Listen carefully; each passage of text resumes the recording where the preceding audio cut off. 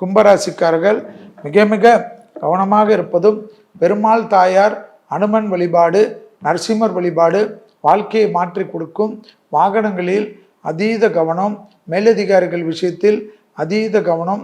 Paper போடுகிறேன், கோபப்படுகிறார், நானும் தர்க்கம் செய்கிறேன், கேஸு போடுகிறேன், இப்படியெல்லாம் செய்வதோ, அண்டையாளர் வீட்டு விஷயத்தில் கூட வாக்குவாதங்கள் செய்வதோ, வண்டி வாகனம் சமயங்களில் ஏதாவது லகரி வஸ்தை பயன்படுத்தினால் சட்டங்கள் மூலியமாக பிரச்சனைகள் ஏற்படுவதும், சட்ட சிக்கல் ஏற்படுவதும், சிறை சேதாரம் ஏற்படுவதெல்லாம் கும்பத்திற்கு ஏற்பட்டுவிடும்.